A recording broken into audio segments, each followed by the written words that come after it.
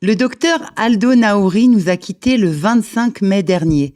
Ce pédiatre de renom, figure souvent controversée du débat public français et israélien, a consacré sa vie à explorer une question fondamentale. Comment élever des enfants? Comment structurer une famille? Comment exercer l'autorité? Celui qui avait grandi sans père dans une famille de 10 enfants a consacré sa vie à sonder par sa pratique et ses ouvrages les rapports familiaux. Son enfance très pieuse à Benghazi, l'expulsion de la Libye pour l'Algérie, l'arrivée en France, l'entrée en pédiatrie et son rapport singulier au judaïsme ont façonné la personnalité atypique et souvent contestée d'Aldo Naouri, parfois qualifié de réactionnaire. Sa thèse centrale était provocatrice pour notre époque. L'enfant a besoin de frustration, disait-il. Il a besoin d'apprendre à contenir ses pulsions, à accepter des limites. Sans cela, grandissent des individus rongés par un sentiment de surpuissance, sentiment qui devient dévastateur tant pour eux que pour la société. En 2016, Naouri dénonçait cette tendance des 2 ou 3 dernières générations à ne plus brider l'enfant.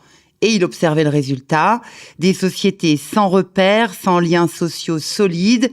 À la place, des affrontements permanents, une course aux intérêts individuels, une volonté de puissance débridée.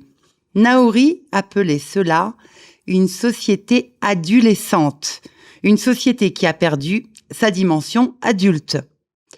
La violence constatée chez les jeunes en Israël depuis plusieurs mois et dont la plus tragique expression s'est soldée au mois d'avril par la mort de Yemenu Benjamin Zeleka à Petah Tikva et celle de Desto Shekol à Beersheva est un inquiétant indice de l'absence de refoulement et le manque de discernement de certains de nos dirigeants politiques qui exhibent des excès nuisibles à l'image d'Israël est symptomatique de l'incapacité de brider certaines pulsions. Quant au message véhiculé à tort et à travers par le plus grand ami d'Israël, il témoigne du sentiment de surpuissance qui s'est emparé de notre quotidien. La dimension adulte évoquée par Aldo Naouri fait appel à la mobilisation d'une pensée élaborée, permettant d'évaluer les conséquences de nos actes et de nos paroles. Elle manque cruellement à notre monde et pose question en Israël. Pourtant, c'est bien d'ici que doit rayonner cette lumière pour les nations. Une lumière qui, dans le judaïsme, se traduit par la retenue, la capacité à contenir le flot pulsionnel présent en l'homme et susceptible de tout emporter avec lui, bref, la loi. Agressivité, exhibition ne reflètent pas les marqueurs éthiques d'Israël. Elles n'en sont qu'une sinistre caricature.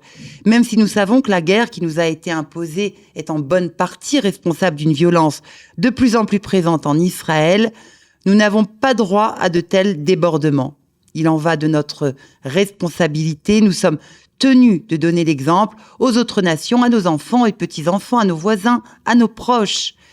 Il nous incombe de montrer que l'on peut se comporter avec noblesse.